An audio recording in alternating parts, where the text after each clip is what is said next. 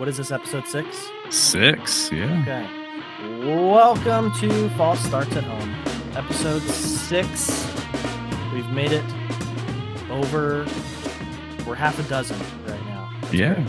Yeah.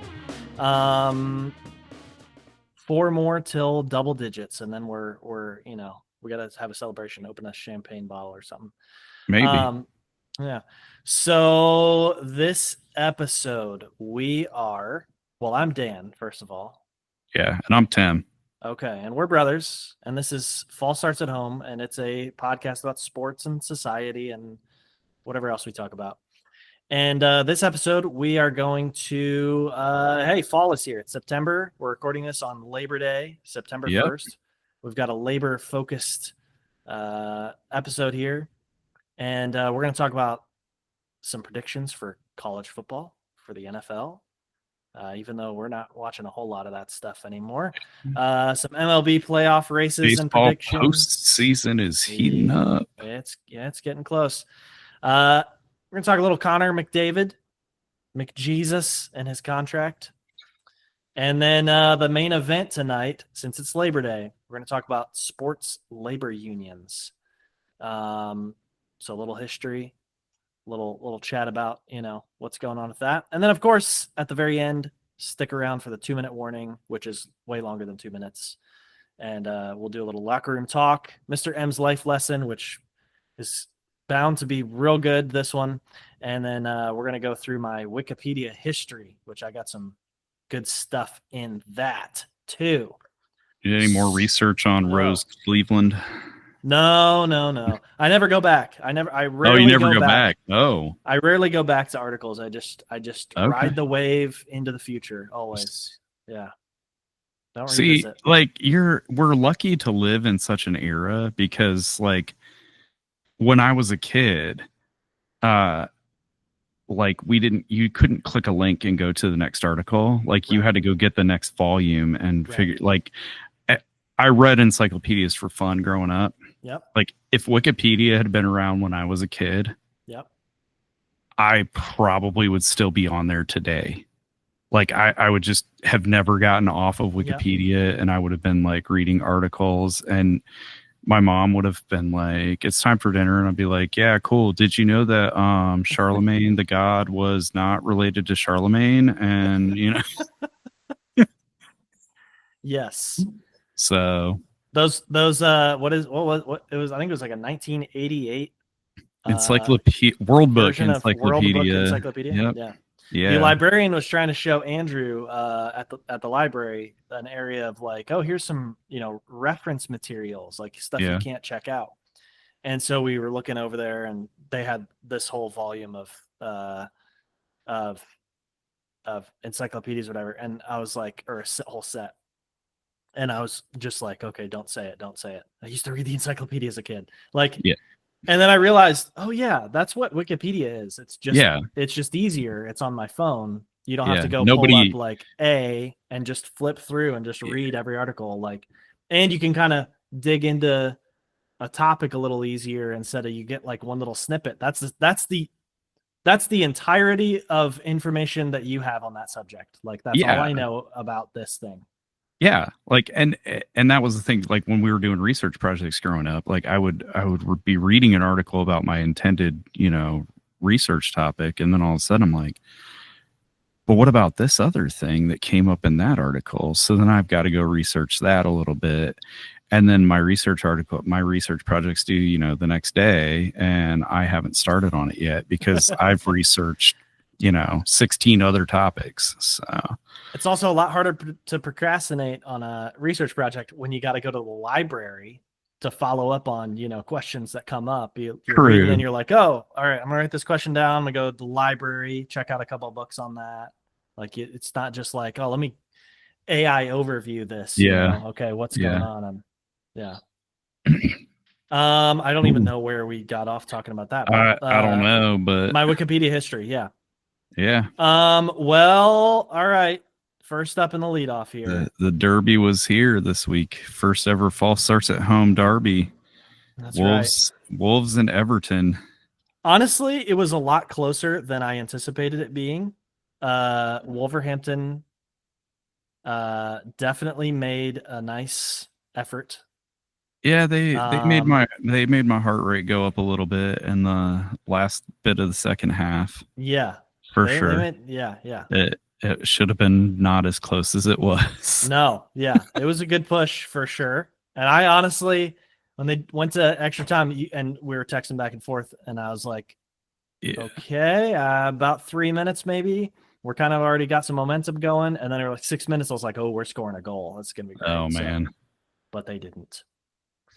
Andrew watched most of that game with me, or I guess most of the first half. Yeah. And then I watched the rest by myself, but it was a good one. So he was a little confused that the refs were the pink guys this time, because last time Oh, it was like the opposing goaltender yeah. was in pink, and now the refs were in like a lavender kind of color.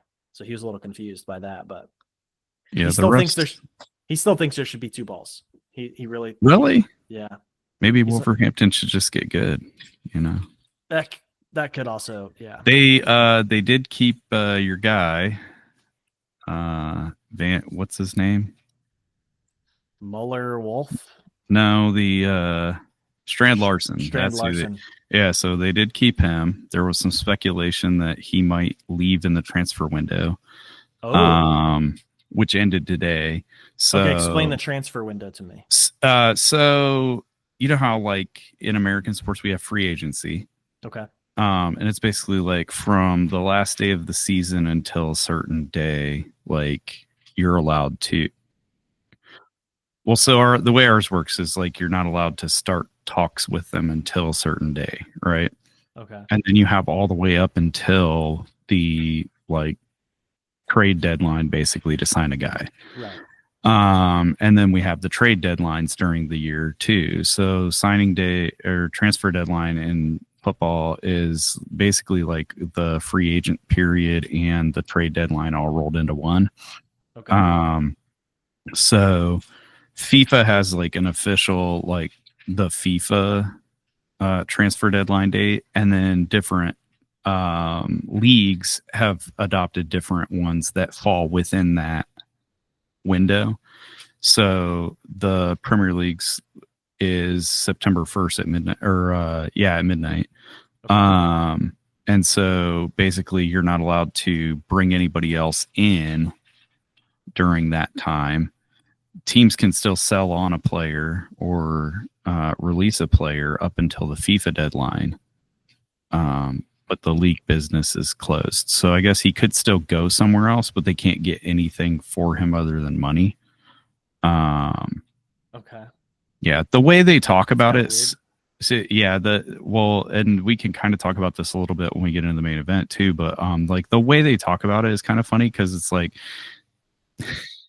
they talk about selling the player and buying players.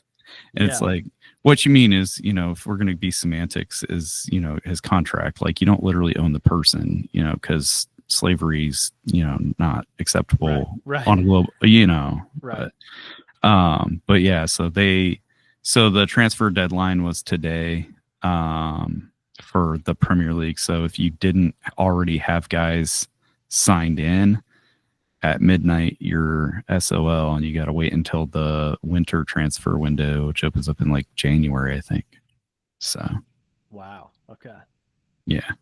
So there's little windows of time. There's two main like periods during the year where they open the transfer window, and then it's open for like a period of time, you know, like 30 days or something like that. I can't remember what the exact window is, but okay.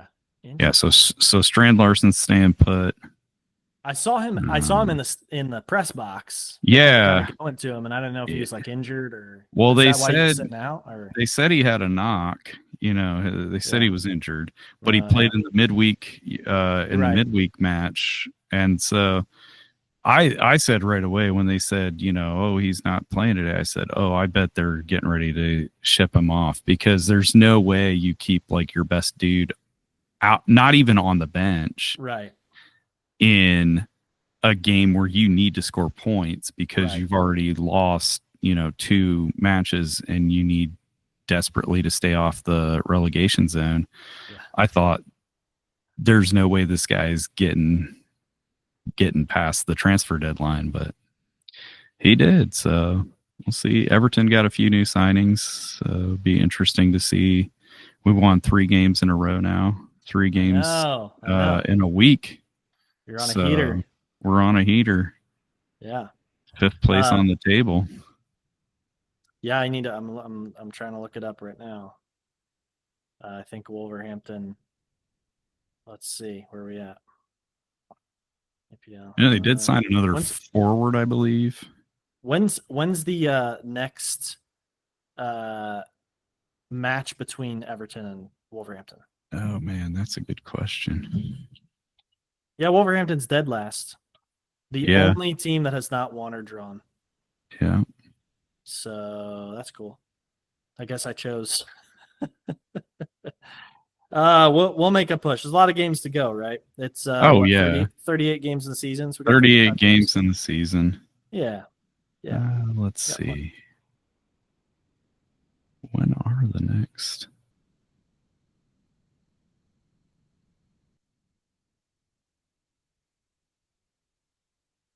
Oh, hold on a second. Let's see. It's January 7th.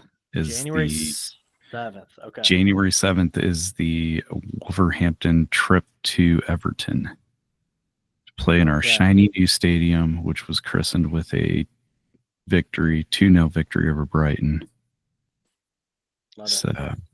Love it. Okay, yeah, and then we get no soccer this weekend. Well, we get no soccer until the 4th of October. So. What? Wait, what? Or sorry, I mean the 13th of September. Sorry, because the international break. So no football this weekend.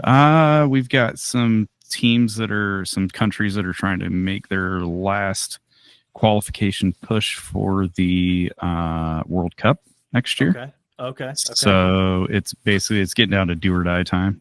Okay. And they just kind of spread those around like throughout the couple of years or whatever. I don't remember exactly what. So there's certain qualification spots are given to every year, basically the conference, like the continental conferences have a championship, their own cup. Okay. So like here in North America, we're part of CONCACAF, so they have the Gold Cup. So if you win that, you qualify. Okay. If you win one of those in the intervening 4 years, you automatically qualify. Okay. And then each federation, each conference has a certain number of spots that they're allotted in the World Cup tournament. So like CONCACAF, I think we now get 6 spots in the World Cup tournament. Okay. So like 3 or 4 of those will be Gold Cup champions, and then the others would go to like the team that has the highest point standing, like through international matches that they played. So like when you play an international match, you get points for the win or the draw, and so it basically comes down to like how many points you've managed to wrangle up. Gotcha. Okay. I'm learning a lot. Learning a lot.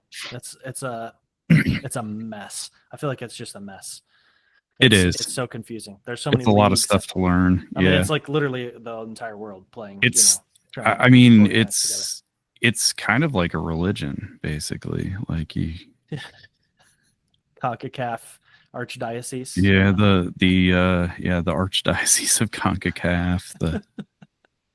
The UEFA Bishops Conference gets together every once in a while. Determine the best squad in Europe. Right. Well, fall is here, Tim. Yep. It's time to get your pumpkin spice latte on. Or as we call it in Ohio, fall 1. Fall 1. Yeah, because it'll be 90 degrees this rest of this week. It's supposed to be like in the upper 80s, 90s. Okay. So we've had fall 1. That sounds miserable. Fool's fall. Fool's fall, yeah. It's like the weather sucks here. Yeah. Well, it's Ohio, so what do you expect? Yeah. Everything sucks in Ohio. That's true. So have you been keeping up with college football? Because I have sort of. Nah, a little bit. So I mean, yeah. So College Game Day was in town, ESPN. Oh, that's right. Yeah, Lee Corso made his final hat pick Oh, really? thing, whatever the hell he does. Yeah. Okay. He picked Ohio State to win, and then they did. So okay.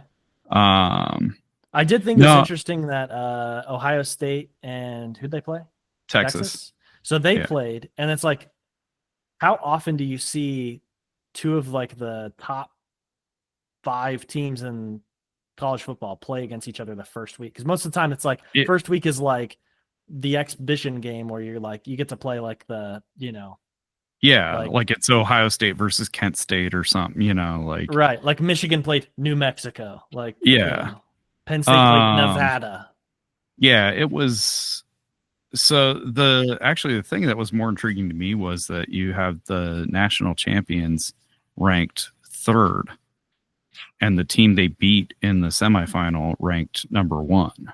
See, I always find that really interesting too. Like how did we come off of I mean, how do you go from winning a championship to being the 3rd best team in the nation, and like you lost 6 guys, I think it's because Ohio State just has to have a chip on their shoulder. So it's maybe they script it. I felt like it was more because Texas has a Manning, and so that makes sense. Whose kid is Arch Manning? He's Cooper's kid. So the one Manning who couldn't play football has a son who could play football. He did. This is a big running joke for my friends and I in college about Cooper Manning's, what if career or whatever. Like he was better than Peyton or Eli. Better than Peyton and Eli combined or whatever. Sure. Yeah. The myth of Cooper Manning. So he's Cooper's son. He's Cooper's son. The next big deal. Yeah. The next Archie Manning. Yeah. So little bit I'm more intrigued by the like the conference realignments and stuff. Okay. So like I've been keeping more of an eye on like all of these moves to where like the Pac-10 is now the Pac-2. But the Big 10 is now the Big like 15 or whatever it is. And it's like no longer the Midwest. It's just coast to coast. Yeah. And the Big 12 is like the Big 6. And it's weird. Yeah. And then the SEC is like, if anybody wants to come join us, we're here, but we're not going to force ourselves on anybody.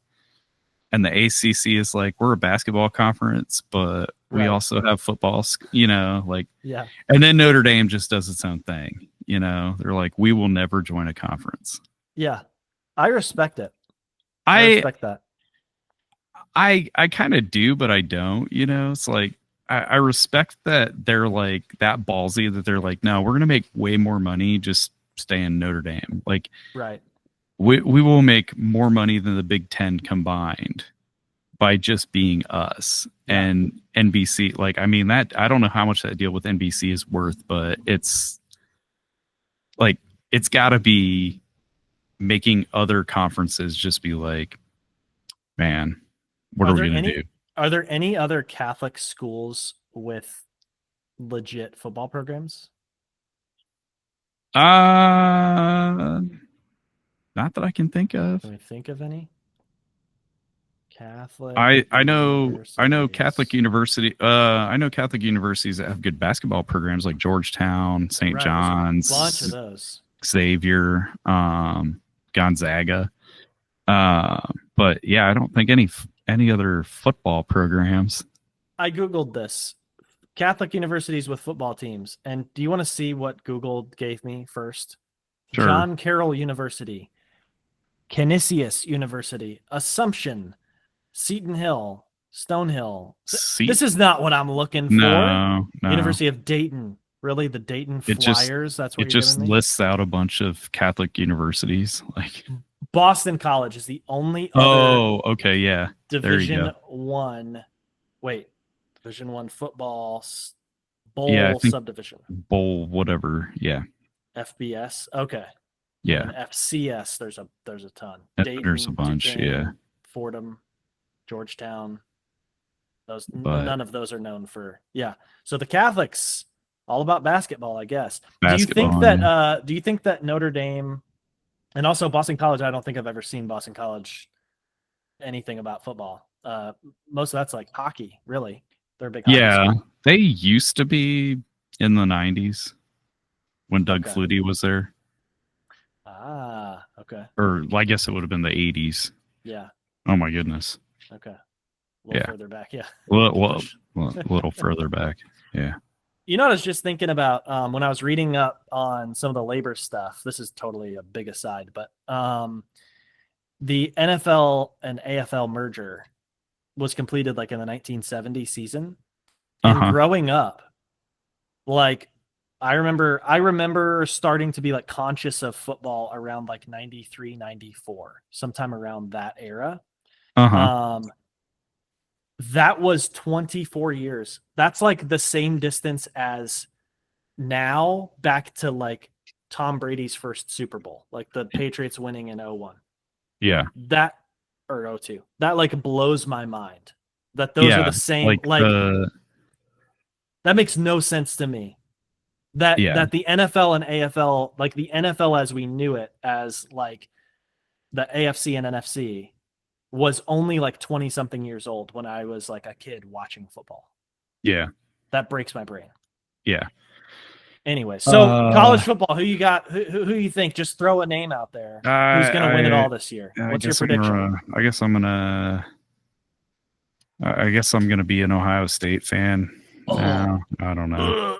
Just really? I don't know. I don't really care that much, I guess. I am more interested in it now that the players can get paid.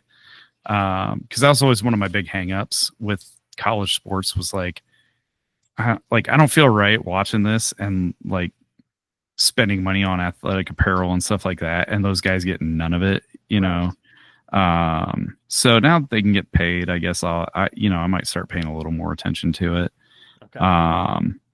But it also goes down to like I'm not really paying attention to American football in general. So I have to get ready for high school football season because our friend Chris, her son's going to be in a marching band for his school. So we are committed to attending these high school football games just for the halftime show. Dude, that's the best part. Pregame and halftime show. So what's he play? He plays the flute. Okay, cool. Actually, yeah. That was always the best part of going to football games. Was the halftime show, and then the drum circle. Like the drum line would get together and do like drum circle. Yeah, so sick. So yeah. I thought you were about to say that you're like coaching a team. I was like, whoa, big No. Breaking news. I am not coaching sports for the foreseeable future. We'll see what happens. Hung up the whistle. Yeah. So you're going Ohio State is going to win it all. I think Ohio State can repeat. I don't think they lost too much in the way of talent. Yeah. I'm going to say Penn State. I'm going to say they're ranked number 2. I'm going to say this is the year. I'm a big James Franklin fan. I like James Franklin. Yeah, I like him. Since going back to like his coach. Vanderbilt days. Yeah. Anchor down. All right. That's a thing at Vanderbilt. I don't know. Very obscure Vanderbilt reference. V and a U. It's pretty dumb. Okay. Because this is also like the Jeep Wave. It's there you go. Like if you're on the trail. Yeah. That's I don't know. Whatever. I went there for grad school. I didn't go for undergrad. I've never been to a Vanderbilt football game. So it's okay. You're still a Commodore, man. Yeah, that's right. You're still a Commodore. I'm still a shipping magnate at heart. Yep. So yeah, I'm gonna go Penn State because I think, you know what? Why not? the year that I finally switch my allegiance from Penn State to Michigan, they'll do gets it. sanctioned and fined and all this stuff, and Penn State will finally win the national championship. So, man, it's gotta suck to be a team you root for these days, man. Like Wolverhampton, I know, down at the bottom of the table. Michigan, I choose poorly. Oof. It's also, this goes like in all aspects of my life. I will like jump on a beer league hockey team and never win a single game. And it's like I'm just sports bad luck. I'm life bad luck. Speaking of choices and fall, are you doing an NFL fantasy team this year? I have not done NFL fantasy in like 8 years. You haven't? I can't remember the last time I did that. So we do with some of my friends from Vegas, we still do one, even though like none of us live there anymore. We had our draft on Saturday. Okay. And half of our or more of our small 8-team league forgot that we had the draft scheduled for Saturday. And so one of the guys in our group chat, he's like, whoa, I didn't expect to get whoever he got in the first round. And I'm like, oh shit, that was today. Like Alicia and I are out, we're like shopping. And so you're of us one of the ones that forgot. Yeah. So we're two of the ones that forgot. You're both in it. Yeah. So we're both in it. And our league commissioner forgot. Oh, so our league commissioner, Alicia, myself, and like I think one or two other people forgot, and so we all got auto drafted. Wow. Alicia somehow managed to auto draft an A+ grade. Wow. Right? Like I auto drafted a B+ grade. Wow. Who'd she get? I can't remember who all she got, but she got some decent like auto draft. You're getting like guys. Joe Burrow and I know. I'm like, you know what? From now on, I'm never drafting again because every time I try to pick the guys, it's like, it's like when you choose your own stocks and stuff. But like, like you have like an investor picking stocks for you. But if you just like invested ETFs, you'd like break the same. Yeah. Like, why are you putting this effort in? Yeah. So I mean, like the only player I really was gonna draft was Aaron Rodgers, just so he'd break his leg in the first week, because that's also my luck with like fantasy. Yep. Like the year I drafted, man, who was it? I can't even remember. It's supposed to be one of the best like running backs in the league. And the year I drafted him, he like fell apart. I think it was either Adrian Peterson or maybe more recently like Saquon Barkley, like a rare bad season. But like if there's an NFL player that you want to see have like a shitty season, let me know and I'll put him on my fantasy team. And so comment on the video. Let me know, guys. I mean, if your fan bet 65, game comes down to a dude need to be out that week, let me know and I'll put him in my lineup. Yeah. I remember one of the last years that I played. Well, no, maybe one of the first years that I played fantasy. No, it's neither of those. One year that I played fantasy football, I was like totally not paying attention during the off season and came into the draft completely unprepared. This is a league where there were probably 12 teams, I think. Mm-hmm. And we did an in-person draft. There was no auto draft. So like the group would choose together. Like if you didn't show up, you got whoever. You got a C-. You got a kicker in the first round. Yes. Like you get the best kicker, but we're picking the kicker. Yeah. Sometimes that panned out pretty well, but I remember first round, I was like, I'm taking Peyton Manning. He's still on the board. I can't believe he's still on the board, like 5th overall. And everybody looked at me and was like, are you sure? And it was the year he got the neck surgery. And I was like, yeah, dude, Peyton Manning. It's fucking Peyton Manning. Yeah. And everybody's like, all right, we know that you have no clue. So he's out this whole season. And I was like, damn it. Why is he on this like, Yahoo Sports printout that I printed out or whatever? Yeah. Yeah. So thankfully I was with some people that were nice to me and didn't waste my first round pick. But Yeah, we used to do our drafts live when we all lived in Vegas, and so we would do them in person, like no auto draft or whatever. And like I think one year I just like because I knew like they were all going to give me shit for it. I took a kicker in like the 5th round.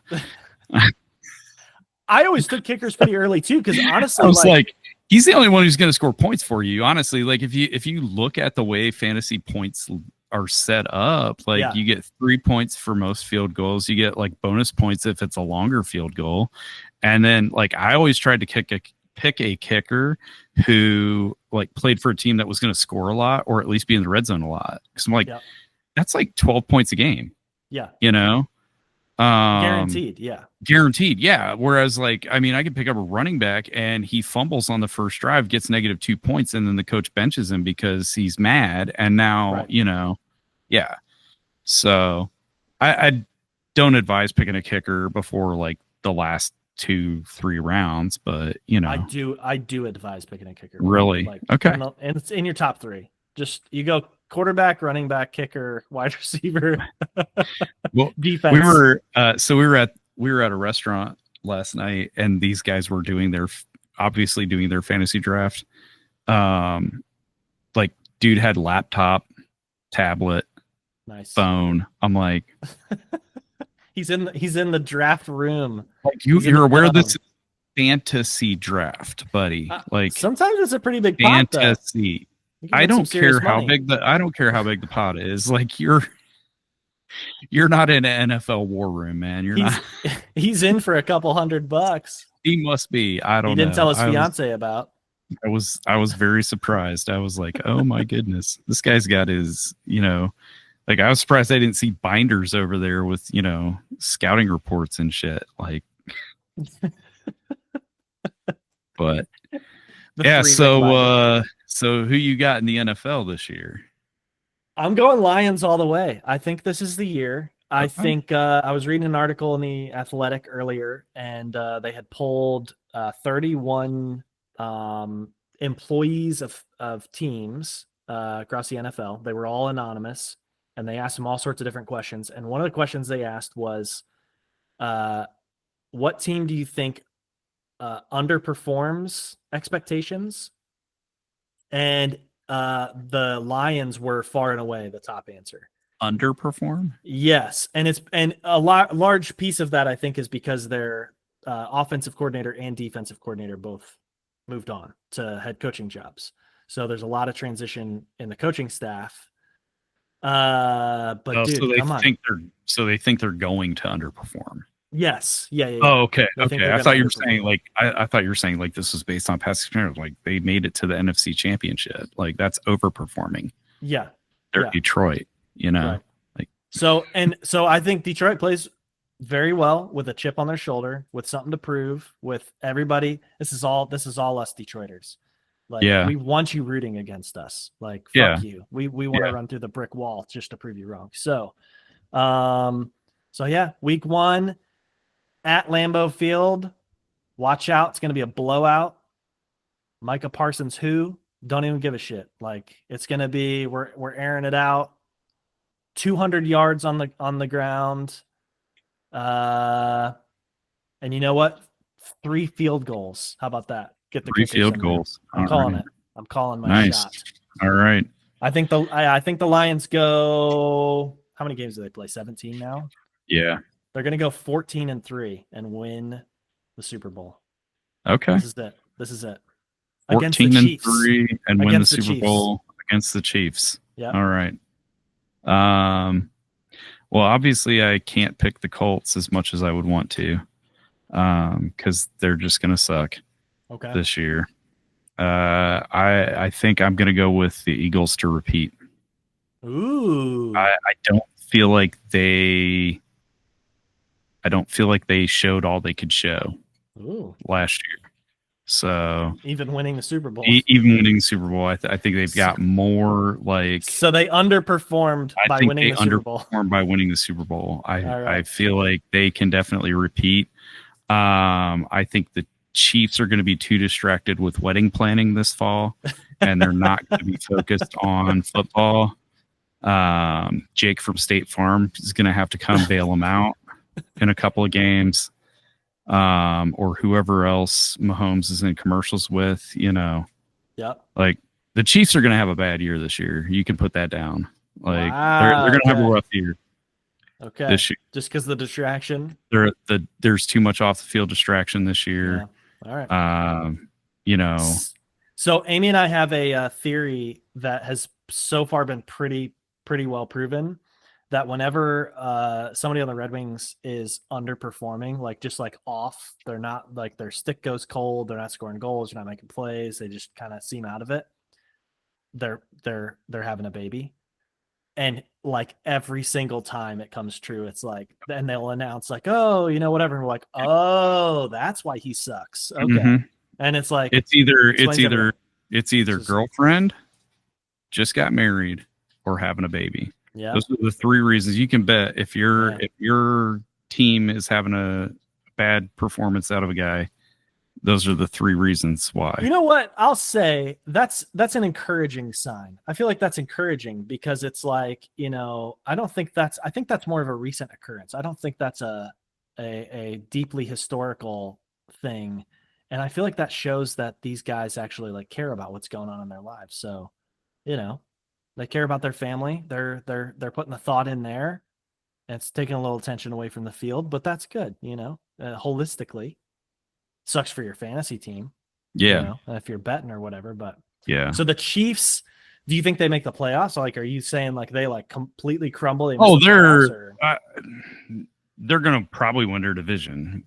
I mean, I don't doubt that, but I don't think they're going to be the 15-2 or 16-1 Chiefs that are, the road to the Super Bowl goes through Kansas City. Okay. Buffalo probably be the number 1 seed in the AFC. Okay.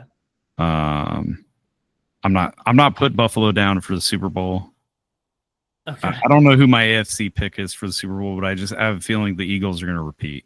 Cincinnati's in the mix. Yeah, but they're Ohio. Says the Ohio State fan. Yeah. Apparently.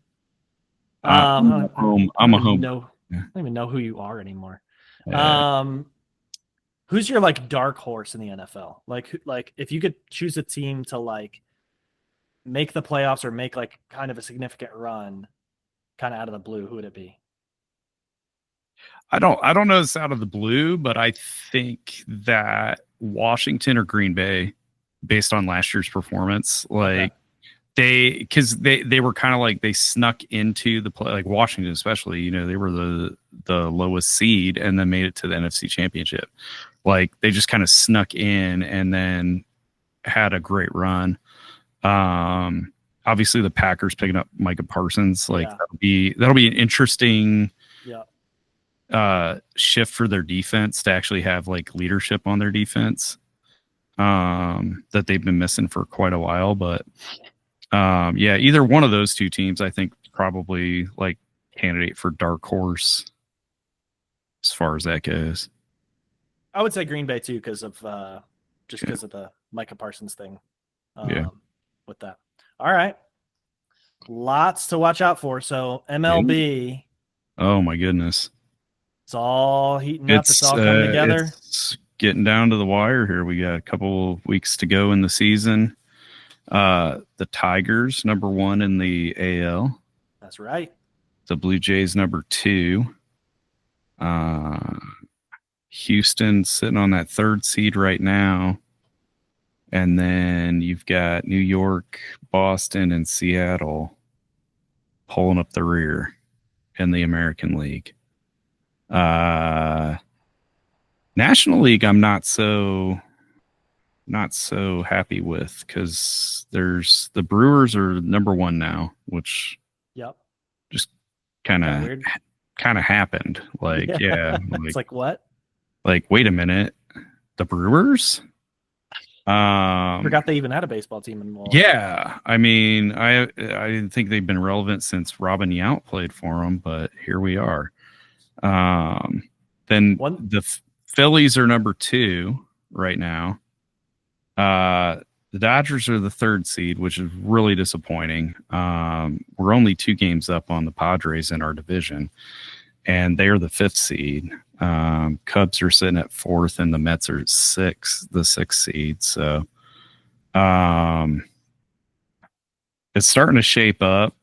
I mean, I don't think anybody's clinched yet, although the Brewers are pretty close, I think, because nobody has clinched, but the Rockies are eliminated. I was going to say there are probably 2 or 3 teams that are fully eliminated. The Rockies, Chicago White Sox, their minus 359 run differential. Let's see, minus 359. That's see absurd.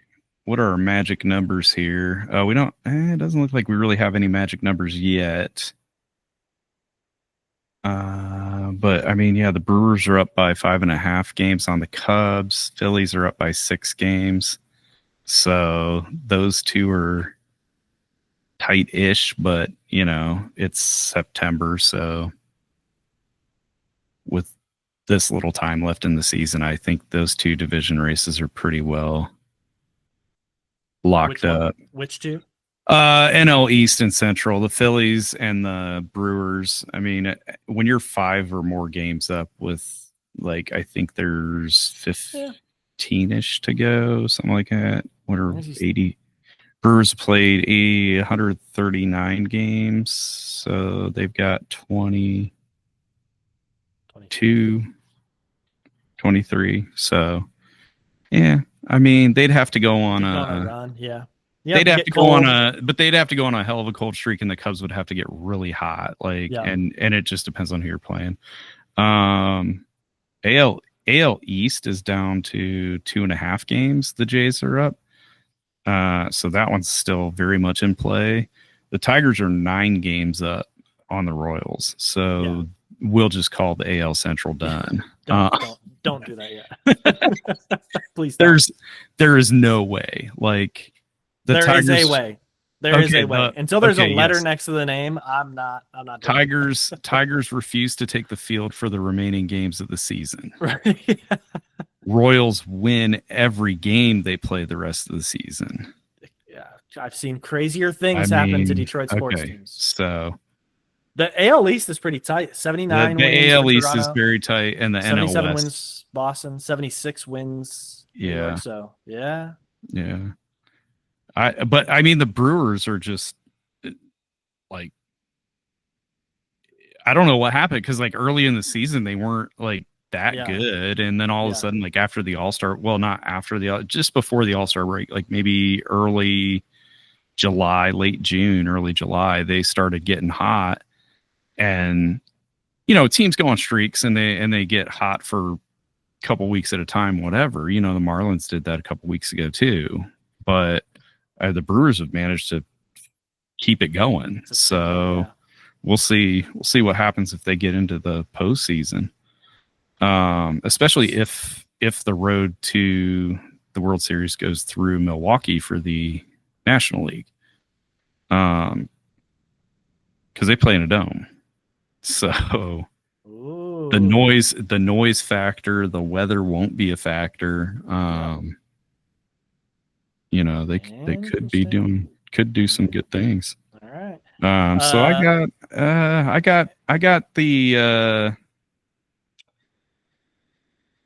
gotta believe the Dodgers are gonna at least make it back to the NLCS.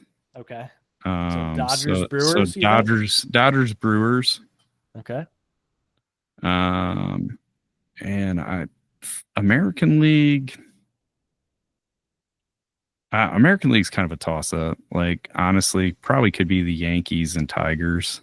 Ooh. I'm gonna go Tigers and Blue Jays. I think Tigers and Blue Jays. Yeah. That'd be a fun series. And I think World Series, as much as everybody wants to see the Yankees Dodgers rematch, I don't think we're gonna get that.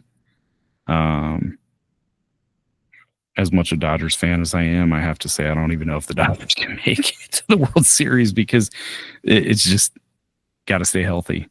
Healthy. I know. I'm going to be so bummed, because I would love to see a Detroit and LA World Series. Oh, that would be nice for us. It'd be so Yeah. fun. Yeah, it would be so fun. But yeah, I feel like this is probably Milwaukee or Philly's year, honestly. But I'd like it to be Milwaukee and LA in the NLCS. So I'm going to ask you this: if LA goes out and Detroit makes a World Series, are you rooting for the Tigers in the World Series? Yeah, I'll root for the Tigers.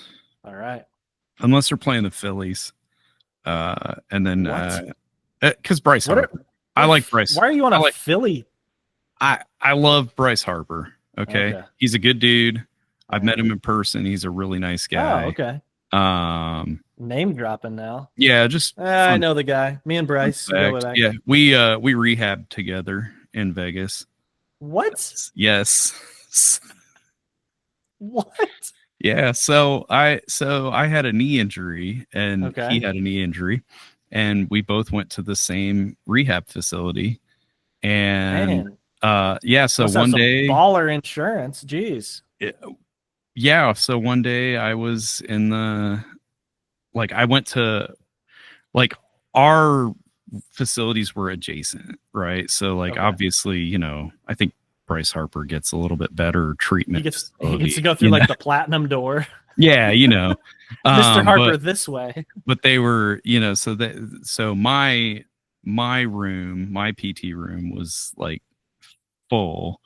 And so they said, well, just go next door and you can hop on a bike over there for your 20 minutes of exercise bike, right? So I'm like, okay, no problem. So I go hop on this exercise bike and I'm pedaling, and all of a sudden this dude comes over and he gets on a bike, and I look over, I'm like, holy shit, that is Bryce Harper. And I'm way older than I'm older than Bryce Harper. So I'm I'm this 30-some-year-old dude looking at this teenage young man 19, 20, whatever he was at the time. I'm looking at him damn, that's Bryce Harper. And he just looks over me, he's like, what's up? I said, what's up? And we just did our thing. And when my 15 minutes was up, I just got off my bike and walked away. That's awesome. He probably appreciated that so much. He probably still is man, that dude that rode the bike next to me in rehab is so cool. I wonder if he ever lost weight, I have lost a little bit, Bryce, if you're listening. Bryce Harper, a fan of the show. But so I always anytime he's got a chance to win a World Series, I am rooting for that guy. Okay. I like it. I don't even care if he was playing for the Giants. I'd root for him. Yeah. He's awesome. A good dude. So. Very cool. Yeah. I was telling you before the show, we were just in Owen Sound, Ontario, last week. And so the people we were staying with, the guy actually works with the team, the OHL team there, the Owen Sound Attack, which is if you're not familiar with the OHL, it's a major junior team. It's 16, 17, 18-year-old kids basically trying to make the NHL, trying to make, the AHL, the ECHL, whatever. But they're teenagers. And so this guy, Nick, if you're listening, shout out. Thanks for hooking it up. Thanks for helping us grow our international fan base. Yeah. So he was like, oh, dude, tomorrow they're doing a scrimmage for the first year. I keep wanting to say students, but first year players. So basically 16, 17-year-old kids trying to make the team. And so they were scrimmaging. So we got to go see a scrimmage. And he was like, I'm going to see if one of the goalies can come meet Andrew. And he did. He hooked it up. So he texted this, guy, and this guy's going to. I think this one is going to the St. Louis Blues training camp. He got an invite to the Blues training camp, and so he's going to be skating with Jordan Binnington, which is pretty cool. So, and he came out, and so we watched the scrimmage, and then Andrew, after the first, they played 2 periods. He wanted to go out and play in the park, so they went out and played in the park. I stayed with Nick and watched the second period. And then we went outside and he was like, oh, he's coming out pretty soon. I wish I knew the goalie's name. He kept calling him Corpo. So I'll have to look up his name, but he came out and he's just in his shorts and Under Armour shirt or whatever. So he's not in the goalie pads. And Andrew's like, he's a goalie? And I was like, yeah, is a goalie a goalie without the pads? Yeah. But like, we just had this very normal interaction and it was real cool. And I was like, I was telling Nick afterwards, like, thanks so much, and tell him, thanks for coming out. And I hope it wasn't kind of a letdown that like Andrew was a little confused, and not like kind of, oh, Yeah. you're so cool, this cool hockey player. And he was like, honestly, that's probably the best interaction he's had like all week, because like, it's just normal, he's like 19 years old. He doesn't, it's like, treat me like a regular human being, Yeah. So, Starstruck is, like, oh, I think probably a some little annoying celebrities, to deal they with get all the time. old. Yeah, they get over that pretty quick. But Yeah. Well, speaking of stars And hockey. Connor McDavid. He's on his last year of his contract with Edmonton Oilers. Back-to-back losses in the Stanley Cup Finals, and he has not signed an extension. He's eligible to sign an extension because it's past July 1st. So the NHL, you can sign your extension in the final year of your contract. So it's in the final year of his contract now. Starting to cause a little controversy because he's not signing, because he wants to know if Edmonton's going to put together a team he can win with, because that's the point that he's at in his career. He's got multiple Hart trophies. He's like fourth fastest to 1,000 points. He's pretty much signed his letter into the Hall of Fame, except that Stanley Cup. Yeah. And I wouldn't blame him if he didn't. Honestly, like, at this point, they owe it to him to make sure that they put a team together around him that is capable of getting him to where he needs to be. You don't have to like the guy. You don't have to like the franchise to, see he's a great player. I wouldn't blame him if he didn't sign it. I could also see him signing it and then like demanding a trade. I can see that. I don't think it's going to depend for a trade. It's going to depend on how big that contract is. Like, that's the one thing I can see like becoming a sticking point, is that he's going to want money up here. They're going to want to offer money down here. Like, I think Edmonton at this point I think on the table already, like, his agent probably has a text message from whoever the Oilers GM is now. It was Ken Holland. I don't remember who it is now. His agent probably has a text message that's like the maximum 20%, no move clause. Like, you get everything you want. Free sticks for life. All the body armor you can drink for life, whatever else he wants. And I don't think that gets him. Like, honestly, I don't think McDavid cares about the money at this point. Like, he's going to make money forever just because he's already established himself as one of the greatest of all time. If he retired today, like, he would be considered one of the greatest of all time. Look at like Bobby Orr. Like, he doesn't have insane, like, he does, but he doesn't have like these, career stats. But if you look at his shortened career, it's crazy. And same sort of deal. You'd put Connor McDavid in that same category if he retired today. He's not going to retire today, but like, he needs a Stanley Cup, and he doesn't give a shit about anything else. But like you said, if he signs that deal for the maximum he can make is 20% of the salary cap, which is $19.1 million, which is a lot of money, which is a lot less money than he should be making, because the NHL salary cap is garbage. Like, you talk about, there's like, linebackers in the NFL making like 40 or 50 million a season. And Connor McDavid should be making that kind of money. Like, he should be making $50-60 million.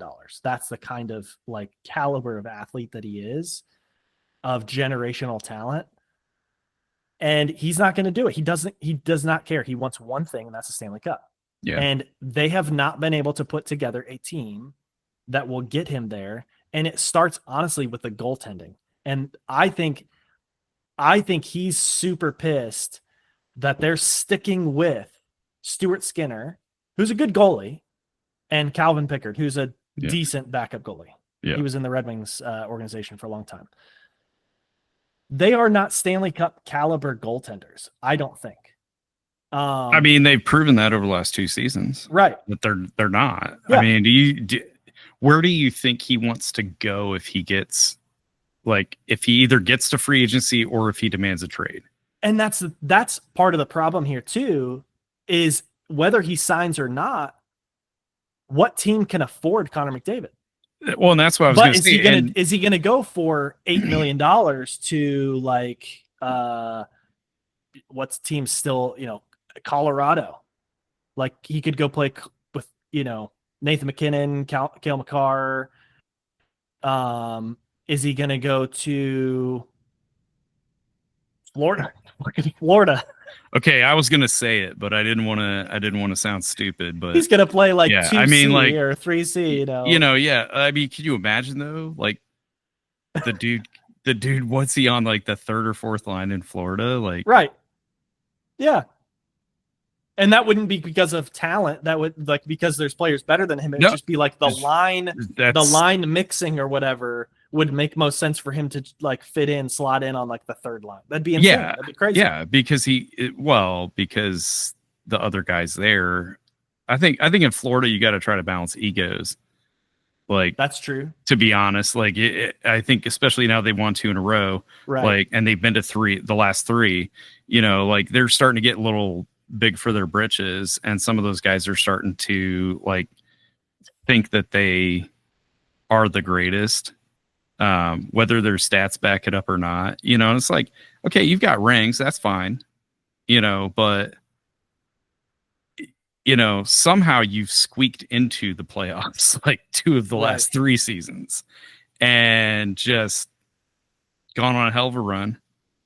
3 years ago when they made it and Vegas beat them, it was like what were they in, like 2 game 7s? I think so. In that playoff, like and one of them went to like 2 or 3 overtimes. Like, I mean, this is a team that was like on the ropes, right? Like barely made it into the playoffs and then was on the ropes a lot, and they overcame that, and great credit to them. Right. I mean, that's a feat in itself, but now that they've won 2 in a row, they're starting to like, right? Yeah, we got this. Right. We just we walk into arenas and goalies just step out of our way, and I don't think Connor McDavid would fit in on a team like that because he's also a little bit of he seems like he's got a little bit of an ego as well, for good reason. I mean, yeah, but I mean, you him and Kachuk could not skate together. I don't know. They would need. It'd be pretty. They would need like Andrew would be like. They need 2 pucks down there, man. Yeah. Like, right. They each need a puck. They each need a puck to play with because they're not one. It's. I don't know. I'm trying to think of other teams he could go to. Toronto, the same sort of situation where they don't. But like, they just let Marner. They let Marner go. They let Marner go, and they don't have like super solid goaltending. Yeah, and they barely squeaked into the playoffs. Like, didn't. Teams I could see really being interesting is Tampa. So a couple of years ago, Tampa lost Stamkos. I think before this last season, they lost Stamkos. Yeah, so they're kind of a contender too. Constant contender. You've got Vasilevsky. But are they? Like, I feel like he's not going to want to be on a contender. He's going to want to be on a sure thing. On a sure thing. I'm trying to think who the sure thing would be. It's like basically Florida, and I mean Vegas is making the right moves this offseason. It depends on how our long-term injury reserve cap thing works out this year, because we always find a way to exploit that, and then everybody gets mad, and it's like, but the Panthers have done it the last 2 seasons too, 3 seasons too. So you got and everybody's Lightning- doing it. The I Lightning mean, did it before that. Yeah, that's the way to win the Stanley Cup. I mean, that's how you have to do it. But no, I mean, honestly, for Vegas, it just depends. I think a lot on can Mark Stone stay healthy the whole year, and then how's Marner going to get along? True. You know, where's Marner going to fit in? Right. What line's he going to be on? Bruce Cassidy has a lot of options now, which is nice. But is it too many options also? Because like the nice thing about Bruce Cassidy as a coach is he's never been afraid to shuffle lines. You know, he'll juggle lines in the middle of a game. He'll just he'll just be like, you know what, the second line's not working. All right, we're gonna juggle it up and here we go. But I mean, at what point do you have too many options to be able to, you know, manage the game and the talent? And I wouldn't consider, like, you've got Eichel and Mark Stone and like William Karlsson. Yeah, that's the other one. But Pavel Dorofeyev, yeah, of course, our wunderkind.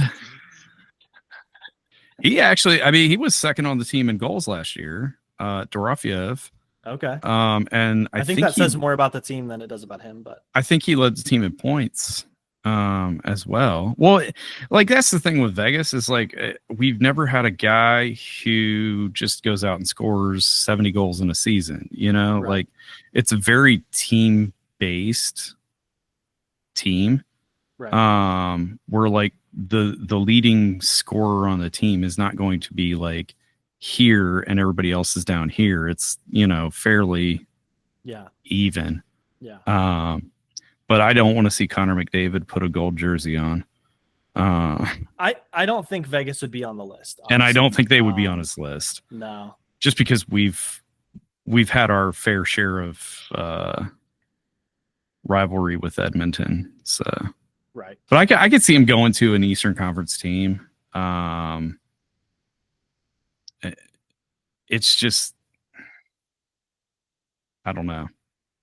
But it's kind of. Do you want to get paid or do you want to win a cup? You know, I mean, like if he wants to win a cup, he may, like you said, have to take $8 million a year, you know, or less to play and somewhere. Honestly, you know, he could do that on a 1-year deal. Like he could take an $8 million contract on a 1-year deal, go win a Stanley Cup, and then choose whatever he wanted. And make. But is that worth a gamble too? I mean, is that worth the gamble too? To or take an sign $8 million long term there. You know, but take an $8 million and then they don't make the playoffs, and now he's wasted a year of his. You know, he's wasted a $20 million year to not accomplish the goal that he needs to accomplish. I mean, I'd hate to be in his head right now. So I'm looking on Puckpedia. Yeah, I would hate to be in his head too. I'm looking on Puckpedia, and I sorted the league by projected cap space. Okay, from most space to least. Anaheim, he's not going to Anaheim. No. San Jose, no. Chicago, no. Columbus, no. Calgary, no. Pittsburgh has $13 million. Could he go play with Sidney Crosby? Are they a contender though? I mean, they're with Connor McDavid. Yeah, with Connor McDavid and Sidney Crosby, I would say absolutely yes, they are a contender. I think they'd have to put a couple more pieces together, but you pay him $9 million, $10 million, make a couple savvy trades, and I think you've got two of the greatest of all time on the single team. That you've got Crosby, who knows how to win and get a team over that, you know, hump. Yeah, I don't know. It's interesting. Next team on the list, Detroit. 12 million. Come on, big money. Throw it all. $12 million to Connor McDavid, and nope, he's not going to win. No, we're not going. We got a couple more years left. I've been saying it for years. Detroit is the 2028 Stanley Cup champion. So okay, put that on the record. Have you got the tattoo yet, or you waiting? This next one, I don't have it yet. Not yet. The next one is very interesting though. Carolina with 10.64. Could he go to Carolina, make $10 million, play with push them Aho, over the Eatlers, Svechnikov, Seth Jarvis, Kakaniemi? Like, you're looking at a pretty fucking stacked they've team. been a solid, and they've been making deep playoff runs. So Freddie Anderson hasn't necessarily proved himself as that caliber of a goalie, but he has the potential, I think. Like, if he has a really good year, and they could make some kind of move, maybe because they have so much talent on the front end, they could, if they got McDavid on a bargain, they could make some kind of move for a higher caliber goalie. Yeah. If they're kind of into the season, and I don't know, I could see it. I don't know. Carolina's kind of an interesting market for him to go to, but I definitely think Carolina's market is probably about what Edmonton's market is. That's true. But I mean, in it's in the southeastern United States. They still play country music in Edmonton, I think, and that's true. You know, I mean, like there's parts of Canada that are. I'm talking about their love of hockey. They're like deep, you know. The Canes fans have gotten into it. If I were him, though, I would not sign an extension. I would not. Would you go all the way to free agency? I would go all the way to free agency. Damn. Like, if I didn't get traded by the deadline this year, I would ride it out. Like, I would just, is what it is. So, because he has until the end of the season to sign that extension. Right. So, I mean, like, the team may be thinking like, well, if he won't sign it before the season, we'll try to trade him. If we can't trade him, then maybe he'll sign after that. Like, I wouldn't. I would see what's available in the market. I'm assuming he's got see if a team's willing to like show him they want to win, He's only at 12.5 right now. So it's like not that steep of a difference for what he's currently making. It obviously is a big difference in his earning potential. Yeah. But it's not that much of a difference if he were to take like 9 or 10 million. And with the cap raised, like, I could see him, riding this out. It's funny because it's kind of the opposite of the Gretzky situation. Like, remember we were talking a couple of weeks ago about how, Gretzky had won the Stanley Cup in Edmonton, and then he left to get paid. It's like Connor McDavid is getting paid, but he wants to go win a Stanley Cup. It's like the complete opposite of that. And they're both high caliber, high quality players. Yeah. Goats. It's kind of funny to see like the other end of that pendulum swing. Yeah.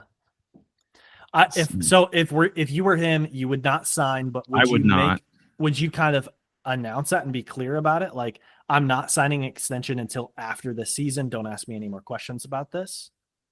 Just to kind of get it over with.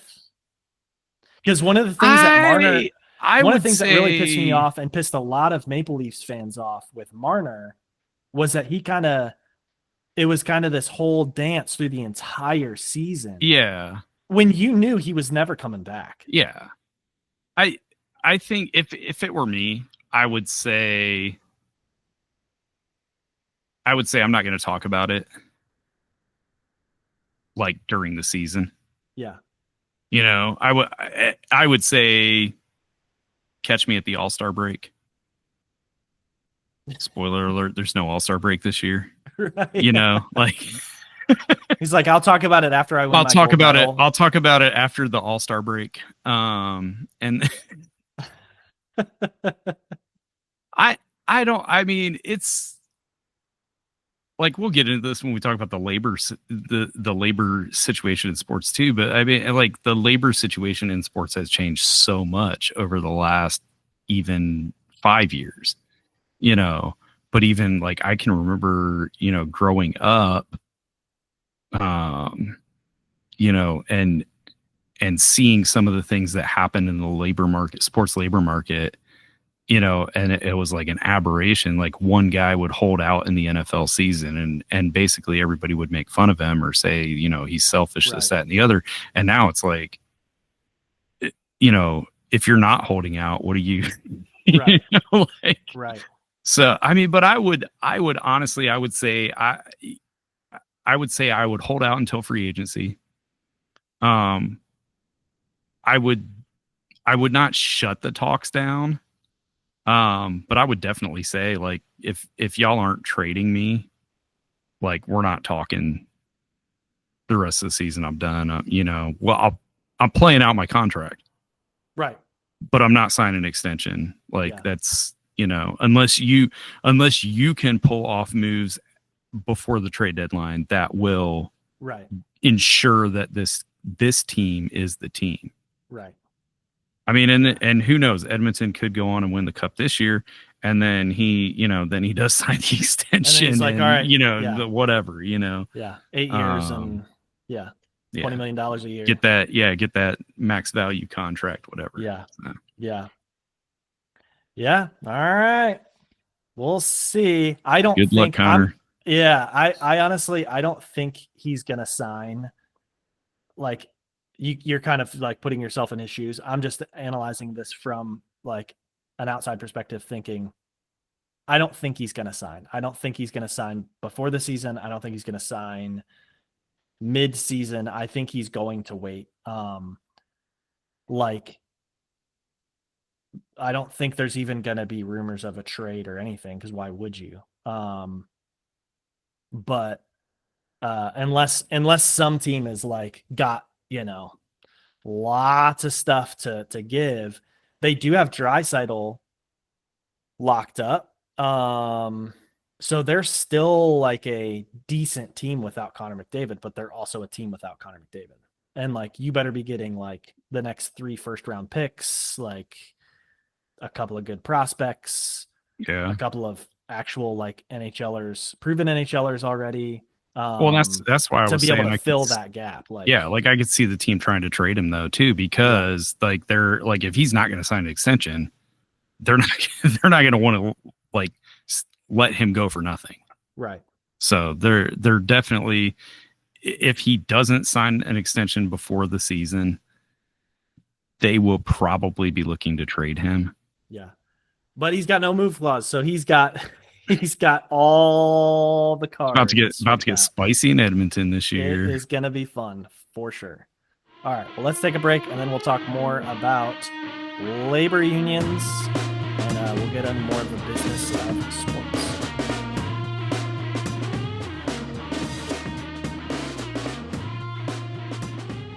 We are back. Fall starts at home, and our main event this week is about the labor unions in your favorite sports. So the NFLPA, the NHLPA, the MLBPA. Yeah. Okay. Yeah. The NBA, NBA Players Association. Yeah. Oh, yeah. I think they're all PAs. They're all player associations. So yeah. Those are pretty much the big 4 unions. Yeah. Globally, even like there's, oddly enough, soccer is, the most widely played sport, and the union's kind of like looser, I guess. Like they have there's a FIFA Pro union. But there's not like, I think because of how decentralized all of the teams are and the leagues and stuff, like there's no collective bargaining agreement in place. Basically, it's like they're like, hey, we should only play this many matches in a year, and like these are the bonuses we should get for awards and stuff like that. It's more of like an advisory, like, hey, that we would like to, but in America, we're very pro union, sports union. Oddly. And so all of our sports, oddly, when it comes to sports unions, we're like, yeah, they need a union. Amazon, fuck those guys. Piss in a bottle and cry about Bezos on your own time. Right. Give me my shit in 2 days, or I'm gonna be mad. Yeah. You said free overnight. Okay, buddy. I didn't make this promise. Your boss made this promise. So get to fulfilling. That's right. Well, one of the things that was interesting. Happy Labor Day, by the way. Yeah, happy Labor Day. That's right. One of the things that was interesting to me that as I was doing a little research, I was listening to the book I sent you. I think it's called Power Struggle, and it's like the history of sort of power dynamics between the players and the owners in Major League Baseball. And it goes all the way back into the 1800s, which is really interesting because it's been a contentious history all the way back. Yeah. For good reason, because these are people with a set of skills that are getting paid for, entertaining people with that set of skills. And there's people who are paying them salaries, but reaping a fuck ton more money by selling that product on the field and, concessions and ticket sales and all that kind of stuff, jersey sales, whatever. One of the things that was really interesting is the idea that the general public tends to side with ownership. And the reason is because we all make such piss poor money that we're like, why is he complaining? He's making millions of dollars a year to play a game. Yeah. But it's like, you're not looking at, like, one, fuck you, stop siding with the owner. The owners are making that much more money, so shut the fuck up, first of all. Yeah. Second of all, their career, a person can own a sports team for 40, 50 years and pass it on to their kids. Yeah. And they've got generational wealth. You don't pass on your baseball skills or your hocky skills to your kids.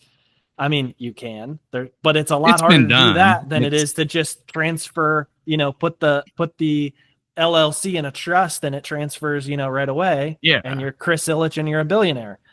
So, well, and don't side with the owners. The other thing with that is like so you just said, the average career of an owner can be, right. whatever. The average player's career is about 3 years in the NFL. Right. And less than that probably in baseball and hockey where you have the minor league system. And so these guys are like, they're not playing in the show. And you can make a career of it. You can make a career as an AHLer making $600,000 a year, whatever. That's a good living for sure. Yeah. For, 10 years? 10 or 15 years. I'm that far into my career at this point. Like, I would be retired. I'd be on the out.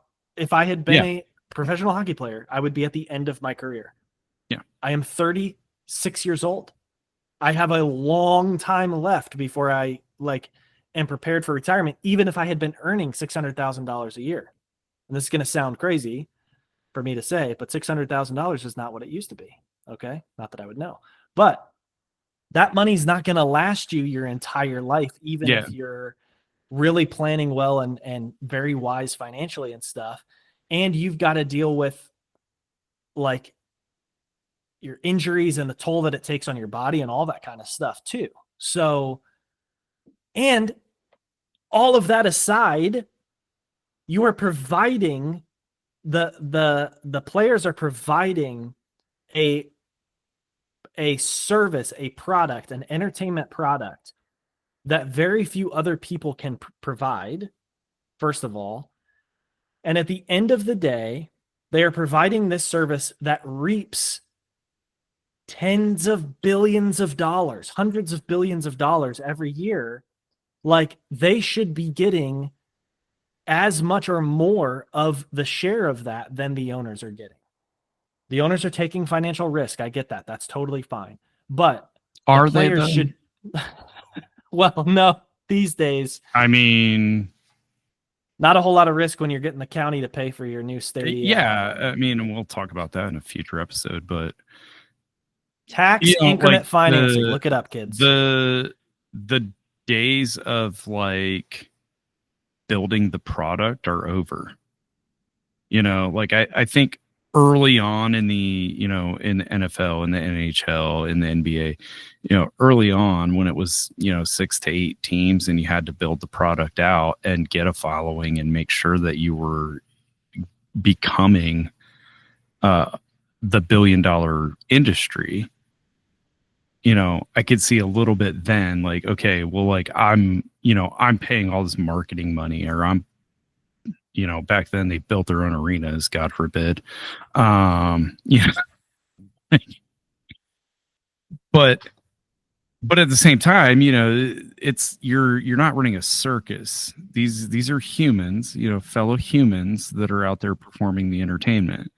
It's not like monkeys or elephants or zebras that, you give them a bale of hay and they're happy. It's what I found most interesting was how long it took a lot of these leagues to get union, like a lot of these players to get unionized. Yeah. Like up into the 1960s. Yeah. For baseball. For baseball, there was not really a movement that was successful until after World War II. Yeah. And even then it still took until the 60s, 1960s, right, to get like certified and actually start being able to negotiate and bargain and all that good stuff. Yeah. Like I could understand the NFL because it didn't start until like the 60s ish, I could understand them not having a union until the 60s because they didn't start. But baseball, I was really surprised because, baseball has been played professionally in America for like since 1890. Right. Something when the Reds started paying the first players. And a lot of like what I was reading about from this, so I found it's called A Brief History of Sports Labor Stoppages. A lot of what I was reading in that publication was like their early demands weren't even like these massive, like they didn't want a lot of money or anything like that. Like they wanted paid, obviously, but a lot of it had to do with like they wanted free agency. They wanted to be able to negotiate their own contract. Like I want to be able to say I want to play for another team at the end of my contract, as opposed to you telling me like, here's your contract offer, take it or leave it, basically. And then also fought for like benefits, basically. Like, like we're talking very rudimentary, like demands that, and the owners still tried to, bust the unions, basically. They tried their best to keep them from forming unions. That was interesting to me. And in the NHL, they had a meeting where they like didn't disclose something about the pension. They had some kind of a pension, I think, but they didn't they weren't releasing like the financial information about it or something like that. And so Ted Lindsay, who's awesome, terrible Ted Lindsay of the Red Wings, started to form with Doug Harvey, the NHLPA. And he got traded to the Blackhawks. Yep. Because of like, as a part of union busting, to get him to basically, shut the hell up and stop, advocating for the players. And one of the things I was like, one of the things going way back is that in baseball, it was seen as a boys' game. And I say boy very intentionally because it was seen as these are kids playing a kid's game. Even though a lot of these guys are like, in their 30s, they've got families, like they've got responsibilities they have to take care of. Financially, they've got a future they have to think about. And they are, like you were saying, there was the reserve clause where they weren't able to be like, basically advocate for their own interests in free agency, choosing what team they want to go to, choosing a contract that suited them, that sort of thing. But also healthcare was a big piece of it. And the owners a lot of times would pay for medical care for the players, but it wasn't a set like standard thing. It wasn't a like system where the players had this built-in guaranteed. It was very much a paternalistic system where the owners set it up this way. They always said, oh, our boys, my boys, that sort of thing, as a way to kind of condition the collective conscious as like, these are children who are owned by the owner of the team, and like, Big Daddy's always going to take care of us, sort of thing. Like he's got us. Don't worry about, if you break your leg, like he'll pay for the medical expenses and stuff. Well, what happens if he doesn't want to? What happens if you're, the second string shortstop for, whatever team it is, and he doesn't really care to pay for your broken leg, and now you've got a broken leg, you can't play baseball anymore, and you can't afford medical care, and you're cut from the team, so now you don't have a salary. Like, so, well, and that example, that's actually Tim Horton. That he was one of the early NHL PA guys who tried to get players to rally around him. That's what happened to him. He broke a leg, and back then it was, if you don't play, you don't get paid. It's like, well, I broke my leg, so I can't play, but I can't pay to get this leg fixed if I don't play. Like so he was one of the, and he had a part-time job in the summers. Like these guys were not making a lot of money, no. Even in the early days of the NFL, the guys were selling cars in the summer and then coming to training camp and playing the season, and then going back to selling cars in the summer. The one interesting thing that I took out of the little publication here is they talk about the work stoppages specifically. And they kind of go through league by league, and then they put together a little table. So the NHL and this publication is about 12 years old. So it's recent, but not current. But I think it's still fairly covers most of the CBAs. The NHL at the time had four different CBAs. And each one of those, there was either a lockout or a strike before the CBA was ratified. Three lockouts, one strike.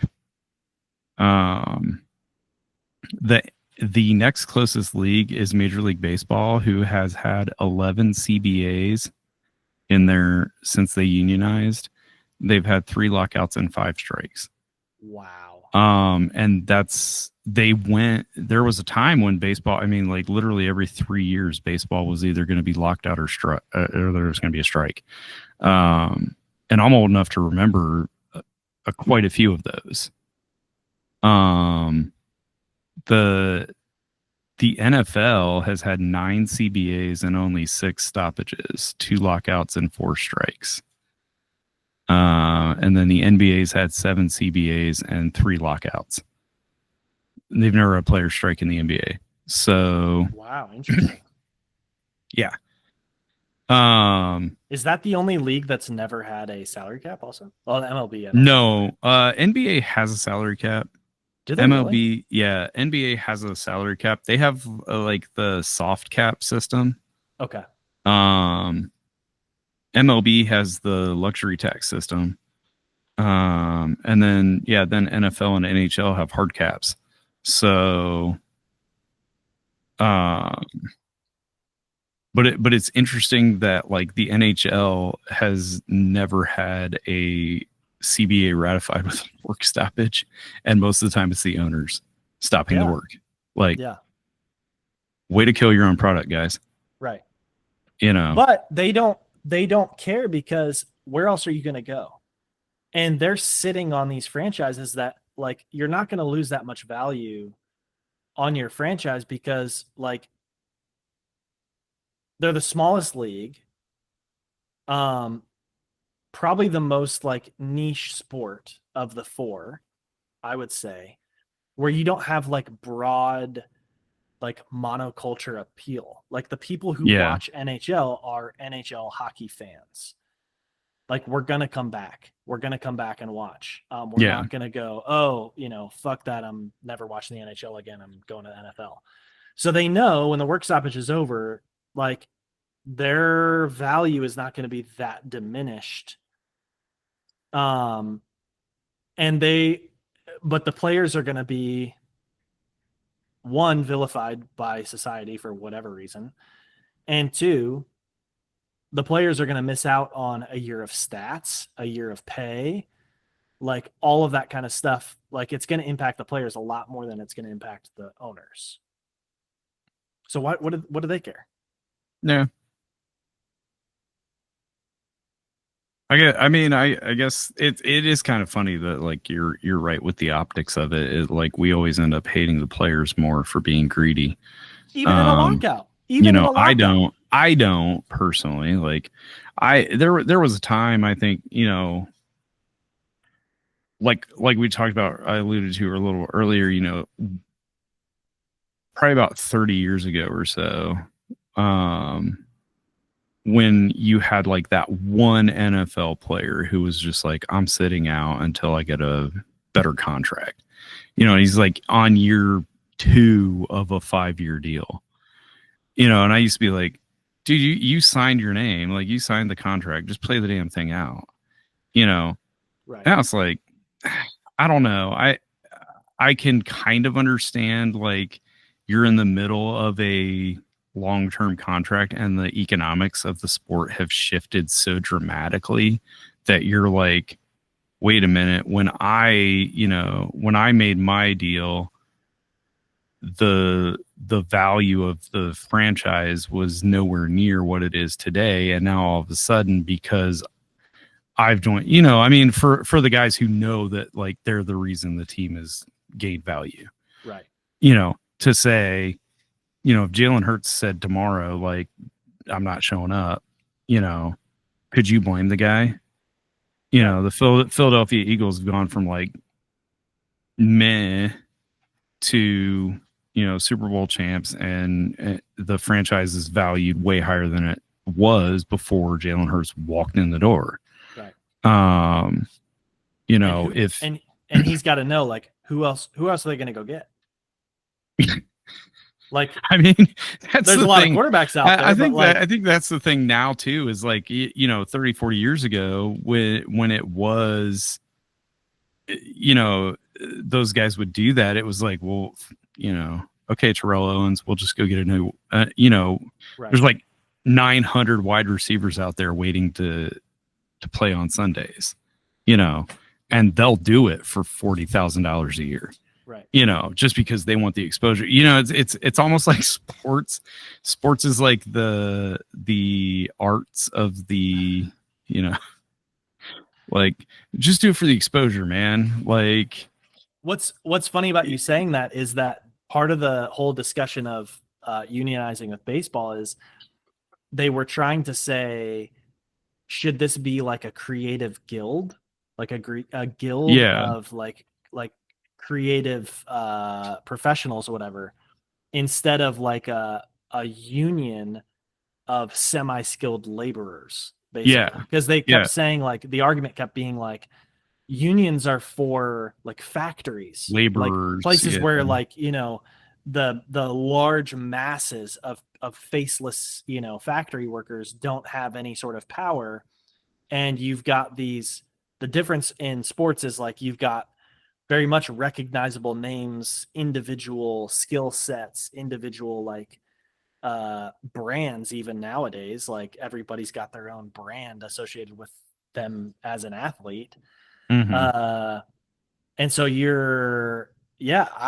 I'm all for somebody sitting out if the economics has changed. Yeah, you're taking that gamble because you signed a contract basically saying I'll play for this team at this price and not be able to play for any other team in this league. Now, the one piece of power I have throughout that contract is I don't play. I can remove my labor, my creative gift or whatever Yeah. to creating value in this product for you. And the players who do that, I'm hoping are advised very well by their agents to only do that when they know the owners are going to say, fuck this, I need this player on the field to Yeah. continue Yeah. the value, continue selling tickets and jerseys and Yeah. all that kind of stuff. Yeah. Yeah, winning games and stuff. Yeah. So I mean, so the NHL's had 100% labor stoppages basically. Major League Baseball's had 72%, NFL 67. But we haven't had any in a while. So it's been what, 20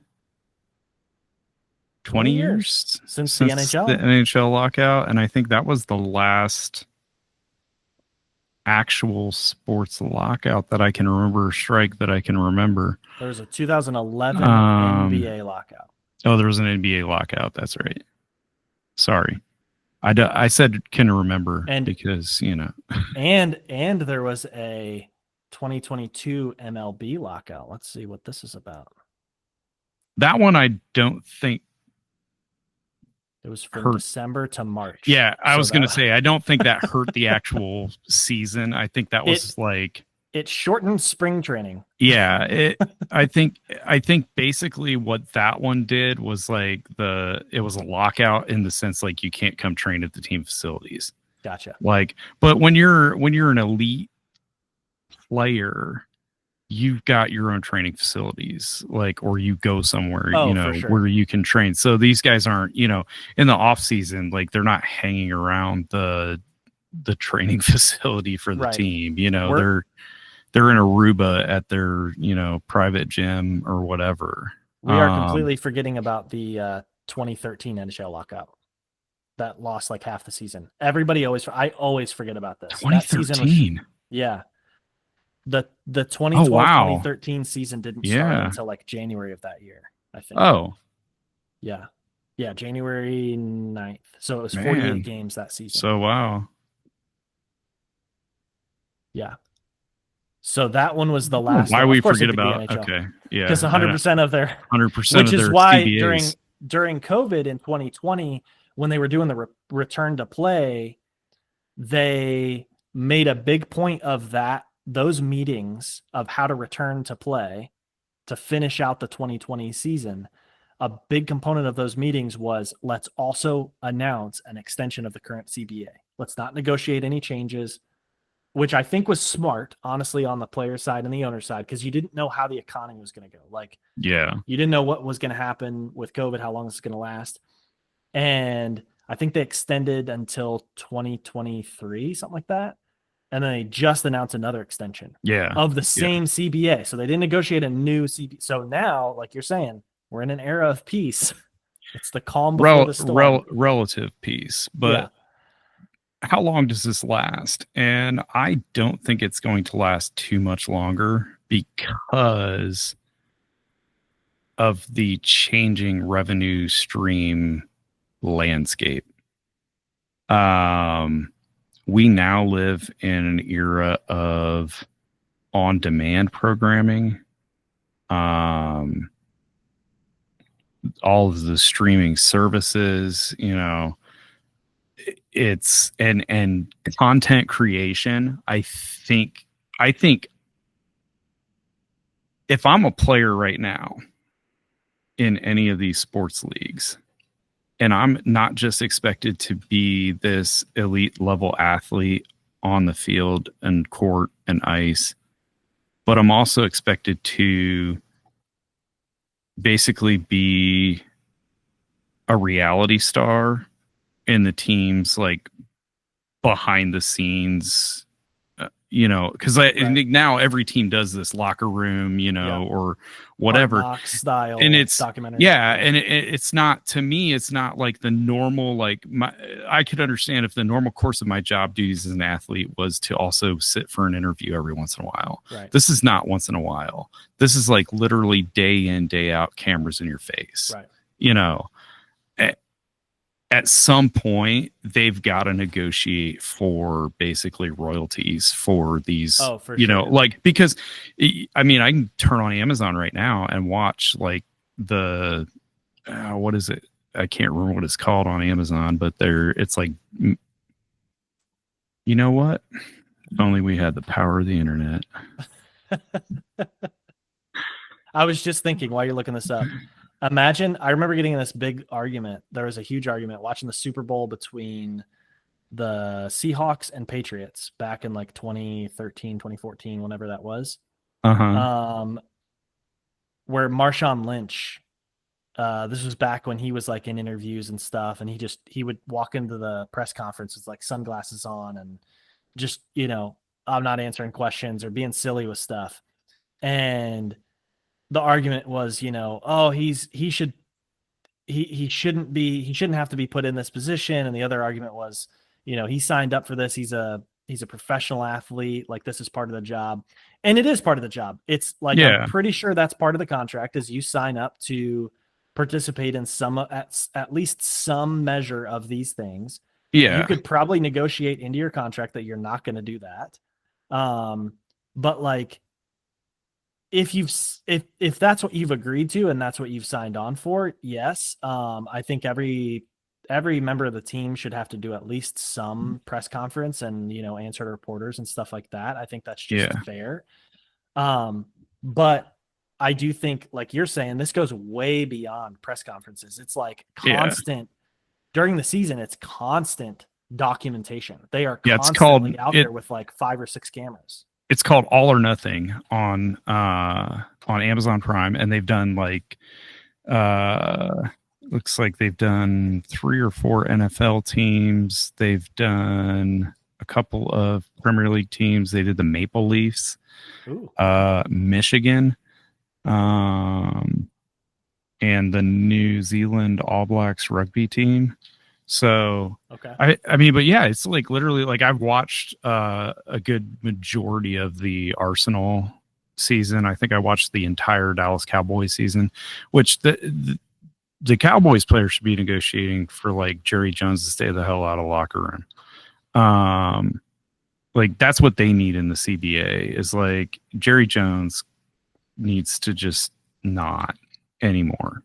Because that guy is I can understand you're involved in your investment, but that guy is way too involved in his investment. He's on the field making, doing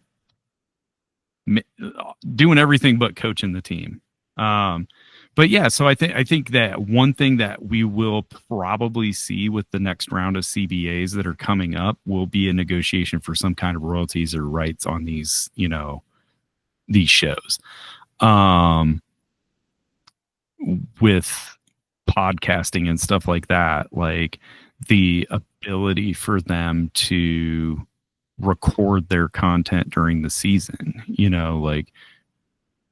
I'm sure most teams don't really care what they do on their off days, but, will the owners want to try to, take some of that control? But we'll give you royalties on the Hard Knocks, broadcast if you don't do, your personal thing during the season, exclusive rights. an exclusive rights during that, window. It's interesting how explosive this has all been over just the last few years. Right. COVID kind of made it we wanted more access to behind the scenes stuff. We wanted to know what are these guys doing? So what does a professional football player do when his season is canceled? And that's where I think a lot of these kind of started. But yeah, I mean, the fact that there's cameras, all the time, and they're constantly pulling these guys aside for interviews. They pick 2 or 3 of them to follow during the season. Right. That's a lot of extra labor for sure. It is. Like beyond what is they're signing up for in a contract to play the game. Yeah. And train for that playing in the game and eating right and all that kind of stuff. Like, it's one thing to look at game plan and, have a nutrition plan that you're following 24 hours a day. It's another thing to be like, okay, now I'm in the arena playing for 3 hours, and then I'm, doing my post-game stuff, and then I'm going home and I'm being followed with a camera, like all the way home or to dinner or whatever. Like, you're still on the clock that way, in a different way than like you're just kind of, taking your to-go sack of food or nutrition supplements or whatever and going home and just kind of like icing your knees or whatever. Well, and like they're going home and then now their families are involved. Right. And how much agency are they given to say, I don't want to be involved with this if my family's going to be involved in it. Right. Because like I don't want my kids being put on blast. I don't want my wife being, I don't want my girlfriend to find out about my wife. Or my wife to find out about my girlfriend or whatever, whatever your situation is. Like how much control are they given? So I think like we have the WNBA, their contract's up at the end of the year. Their CBA is up at the end of the year, or at the end of the season. It will be some hardcore negotiation on the part of the players union because they have like the economics of that game have changed so much over the last 3 or 4 seasons. So the players really do have a lot more bargaining power, I feel like, in the WNBA now than they ever have. It will be interesting to see if they leverage some of these streaming type deals, like will they let cameras into the locker rooms and stuff like that to make a, like inside the team kind of a thing. Yeah. Is there a market for that? I mean, I think it would be something I would watch, from a, like, I think we've long known how, kind of how the sports world works. It would be intriguing to watch it from a women's sports perspective where like, because there are different factors involved in the way they market, the way they allow access and coverage and stuff like that.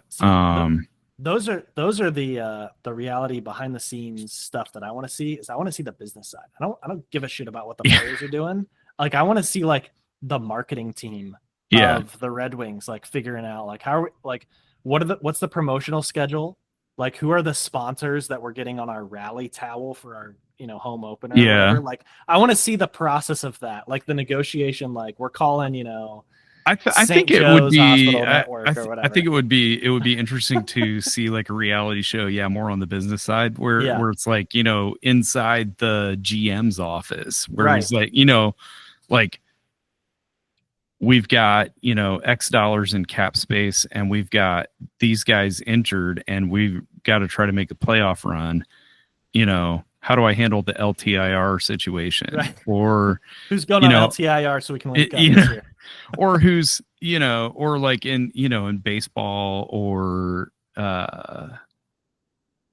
NFL, like roster moves. Well, I mean, baseball, really, that would be a very interesting documentary to watch, or like reality series to see, like, the call up, like Yes. the logistics of, third baseman's down. We've got to call up our AAA third baseman, and then like the ripple effects and the logistics of, okay, you're on a plane at 3:30 to Tampa and you're playing in tonight's game, and like following that whole, They did that. They did a little on the Red Wings YouTube channel. They did a little behind the scenes with the equipment team.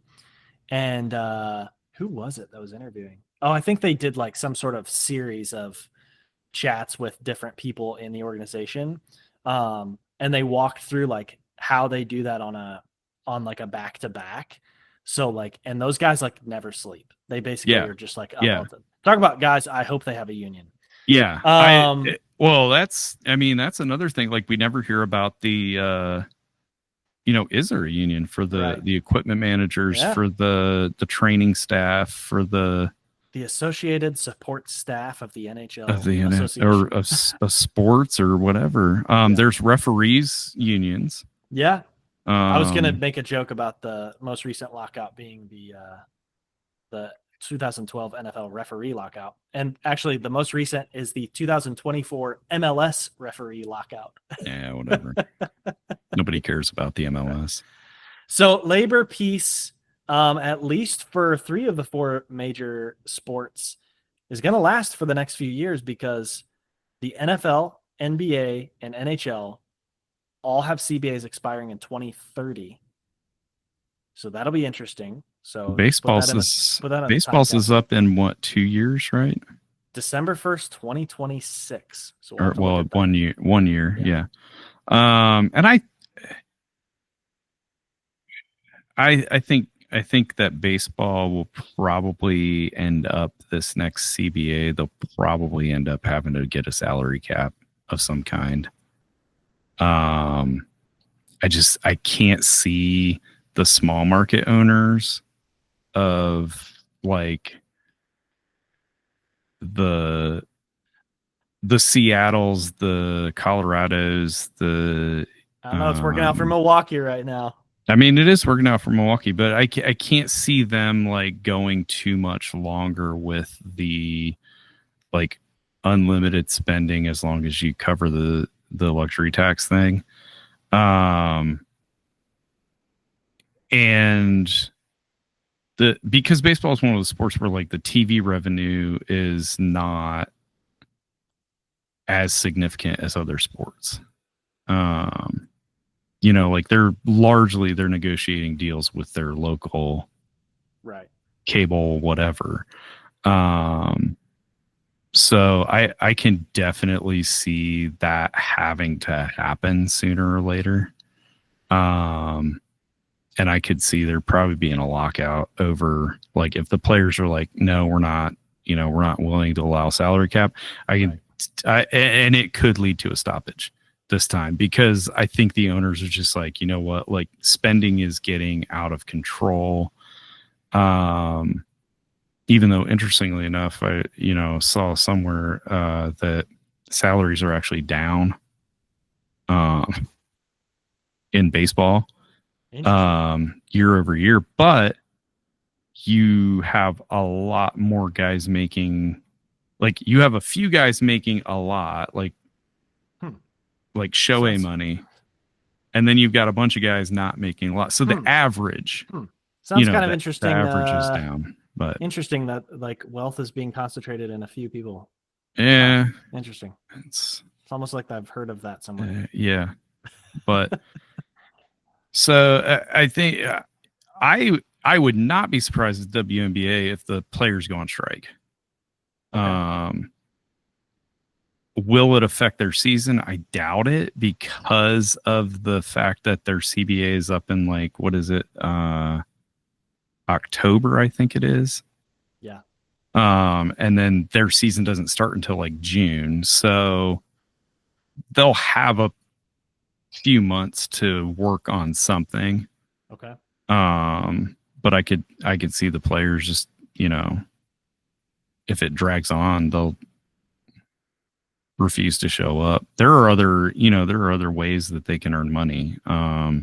Ice Cube runs that Big Three, and he offered Caitlin Clark like $5 million to go play in that, which is more than she would make in the WNBA.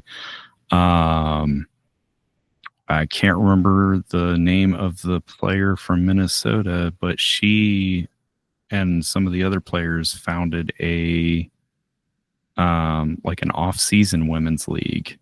Oh, interesting. That it's like a house league kind of thing where they have like eight teams that compete, and they but it's professional, like they get paid and all that. So there, and then Europe, like there's always Europe. So right. There's always Europe. That's right. But I think the NFL has gotten to a point now where the owners have started capitulating a lot more regularly, and I think they are too greedy to want to shut down their product. Like which league is that? The NFL. Like I could yeah. definitely see like they're, you know, because they're not going to tell ESPN and NBC and Fox like, oh, we won't be having any games this year because of the labor stoppage. You know, there's so few games too, so it's like you miss out on. They have games, you're missing out on that's large percentage of your season for sure. So peace for now. Peace for now. We'll see. Yeah. We might have to do another. We might just have to make this an ongoing like segment of just talking about labor, and because I feel like each of the sports maybe warrants its own main event of talking about the intricacies of the CBA and what works and what doesn't, sort of thing. Yeah, interesting. To and maybe like why, you know, why certain like. I would love to know why salary cap in the NFL was like the NFL was just like, yep, we'll do the salary cap thing. Like as far back as I can remember. Yeah. You know, there's been a salary cap. Whereas MLB has always been like, no, we are not. Like we will never. Like, and why are these decisions being made? Right. You know, and is it beneficial to the sport? So yeah. Well, it's time for our 2-minute warning, which is usually 20 minutes. Yep. So first up is locker room talk, and I thought it'd be fun to just connect this to our previous segment about unions. You know what? Here we go, boys. You need to know about this. Advocate for your needs. Just verbalize your needs, what you want, and work toward a solution. So this works at home. This works at work. This works out in the world, wherever you are. Just speak up and just very calmly and nicely, kindly assert yourself and just say, hey, I would really appreciate if we could do this, or I'm feeling like I need this. And just work it out. You might not get everything you need or you want, but you might get a little bit closer to it, and you might find some compromise, and you might be closer to the people in your family or at your workplace, and you might get a little, you might get a raise at work or better working conditions or something else. So, advocate for yourself. Yeah, and I think don't be afraid to ask for help is a big part of that advocating for yourself. Okay. If you're at a particular job site where you may, they got you doing the work of 4 people, don't be afraid to say, hey, this is it's not safe. It's not productive, whatever it is. I need some help. Know your limits, and don't be afraid to say, this is just too much for me. That's right. But yeah, advocating for yourself. You're the only one who knows what's going on in your head. So, and especially in a workplace, you may not be the only person who's thinking that. So don't be afraid to say it. That's very true. And you know what? I'm a business owner and I have a lot of employees. And I really don't care if they talk about pay. I think that's a big taboo thing from long ago where people don't want to talk about what they make because they're afraid, it'll cause dysfunction, whatever. Talk about what you make. Talk with your coworkers. If you find out you've got a coworker that's making way more money and they're basically doing the same job as you need that money too. And who gives a shit? There's no laws that prevent you from sharing your income, whatever.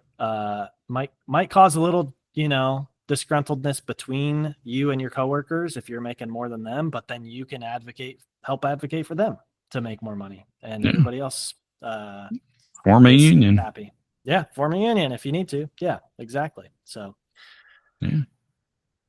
All right. Mr. M's life lesson, what you got? I'm very excited to hear this.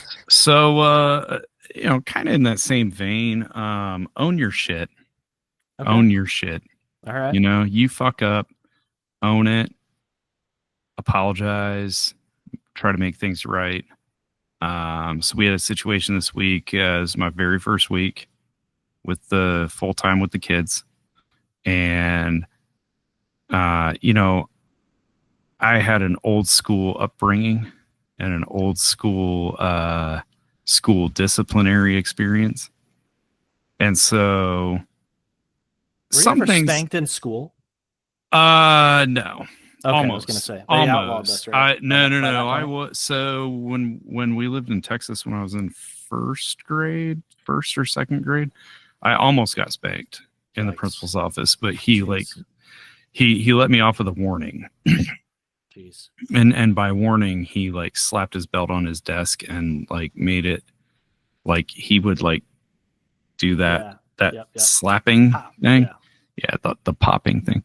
That's wild. So anyway, so one of the things that I kind of grew up with was corporate punishment. If one person in the class or two people in the class mess up, the whole class gets the consequence. And that's a violation of the Geneva Convention. You can't. Okay. You can't punish innocents along with combatants. Okay. All right.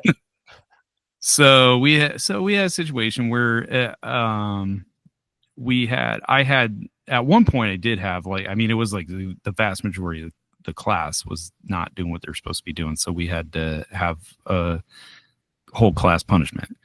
At another point, it was nobody knew who it was because it was in the lunchroom, and so it's a little harder to single kids out. So I had all my kids writing an apology for the lunch lady, and I knew there were some kids who honestly didn't have anything to do with it, and they shouldn't have had to write an apology, and but I also know that a lot of kids will say, well, I didn't do anything. It wasn't me, even if it wasn't. Yeah. So I'm having them write this apology, and the ones who didn't do anything, there's a couple of them who are just whatever, I didn't do anything, but I'm gonna just go ahead and yeah, I'm gonna do this. I'm gonna take my punishment. I'm gonna move on. There were some who were I don't have anything to apologize for. I'm not gonna apologize. Okay. One of my students got very upset. And it got to a point where I had to de-escalate. And then I was talking to him privately in the hallway, and I knew he wasn't involved in it. And I told him, I was I'm not singling you out. I don't want you to feel I'm, everybody, I want everybody to do this because, we're a group and we all got in trouble as a group and we're all going to apologize as a group. Right. But then I started thinking is this the kind of guy I want to, is this kind of teacher I want to be? Is this the kind of man I want to be? And so in that moment, we ended up the whole afternoon was basically derailed at that point. because of emotions. I mean, Right. Yeah. just Yeah. theirs, mine, everything, And I said, so I said, all right, I'm man enough to own like when I make a mistake, and I feel like I made a huge mistake right here. So we're gonna just go ahead and talk about like what happened. I said moving forward, I say here's the thing. Like, we won't do any more whole class punishments, but you have to own your part in any situation. So like, I'm owning my mistake now. I expect you to own your part in the future. So, there won't be a next time where we're all doing this, but there will be a next time when, people are making noise in the lunchroom or people aren't doing the right thing in, art class or whatever. I'm going to trust you and expect you to own your part in it. And then you will have, you'll have a consequence, but we're not going to do a whole class consequence for, moving forward. And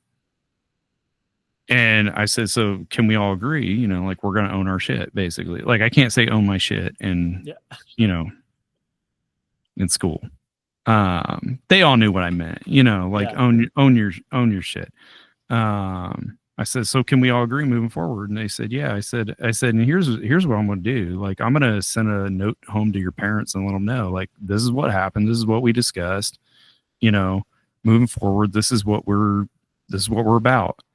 And I got some responses from some parents saying, wow, I appreciate, you owning your shit, basically. Yeah. It was a hard life lesson, but it's one that I've learned, and that, everybody should learn to own your shit. For sure. All right. What you got on the Wikipedia? I like that one. All right. I like that one. I bet those students are going to have mad respect for you. Well, I hope so. Moving forward from that. That's awesome. Well, let's see. I've got a deep history now because it's been a little bit. Let's see here. Where to go? Okay, I was back at Rose, Cleveland, right? That's where we left off. Yeah, I think that's where we left off when we last left our hero. Yeah. Previously on Dan's Wikipedia history. So I for some reason I read about Gavin Newsom. I don't think I read very much because I don't remember very much. Oh, he owns a bunch of wineries. Did you know that? He started some company out of college and like owns a bunch of wineries in California, and then got appointed to like the San Francisco street commission or something like that. And then that was basically his entry beginning. level. Like the mayor liked him and appointed him to some commission, and then he ran for city council and then mayor. I did not know that he owned wineries. Yeah. He doesn't look like the kind of guy who would own a winery. I don't know. He looks like kind of the kind of guy you'd have a beer with, I don't know. I can't see him, a glass of wine. Yeah. Sniffing sniffing a glass. Those California types, So then I don't know why I ended up on Meijer. Like the store? Yeah, chain? Like the store, Meijer. Okay. Which is a Michigan-based grocery store chain. And from there I went to Walker, Michigan, which I think is where that's based. And from there I went to Melville Reuben Bissell, because Bissell and Meijer are headquartered in the same little town in the middle of Michigan, which is hilarious to me. Bissell, like the vacuum cleaner? Like the vacuum cleaner, yes. Bissell. Yes. So these two companies. I didn't know that was a Michigan-based company. There's a lot of companies based in Michigan that you would not think, like DuPont, Michigan. I thought DuPont was based in Delaware. And Dow. Oh, wait, maybe it's Dow. I don't know. That was in my Wikipedia history before we started this segment. Okay. Somehow we went from Bissell to white chocolate to Muammar Gaddafi to the chairperson of the African Union. I don't know, man. I don't know. Like I said, I scroll this late at night. I'm just clicking links. I'm following the rabbit trail sometimes. Sometimes it's like featured article. Sometimes it's like, yeah, how is white chocolate made? I don't know. Don't ask me why. Just accept that this is what it is. I read about the World Wide Web. Do you know much about the World Wide Web? Tim Berners-Lee's World Wide Web? So I don't know a whole lot of the history. And actually, my kids asked me that this week. They asked me like who invented the internet. Whoa. What a good question for a and I said, well, the internet wasn't invented by like a single person. It was developed like by the United States Department of Defense as a means to communicate between bases. Like I knew that much, but I didn't know about the early beginnings of the World Wide Web. Like I remember, you know, AOL 30 free hours a month, right? You know, CDs and you could only go to 3 websites back then anyway, because that was all that existed, you know, and now it's like everybody's got their own website and, you know, So there's like the internet, but then there's like the World Wide Web, which is sort of this function that allows you to participate in the internet. I don't know. It's a little bit confusing, but like it's like the user interface of the internet. Kind of. And it was developed at CERN, like the European, like you know, where they like the atom place, like blow, where they're like blowing electrons atoms into up? each other. Yeah, exactly. Okay. So it's pretty interesting, and I thought it was just it just blows my mind that it was developed in like the late 80s and was open to the public in 1993. Like it just hurts my brain that I'm older than the internet. It's just one of those things. Anyways, we had a conversation about the longest running scripted American television program. Do you know what the longest running scripted program is? Scripted program? Yeah. Is it still on? Well, let me get here. Let me go back into it. Because one of them's still on. Yeah, one of them, is it Law and Order? SVU? Okay. The Simpsons is 36 seasons. I forgot about that. Law and Order SVU is 26 seasons. Law and Order is 24. Family Guy 23. And South Park's like 30 something. South Park, let's see, not on this list so far. South Park's got to be, because I remember I was a junior in high school when South Park came out. So it's got to be like 26. It's got to be in the 20. Yeah, it's got to be on here. I remember watching the very first episode of South Park. Really? Yeah.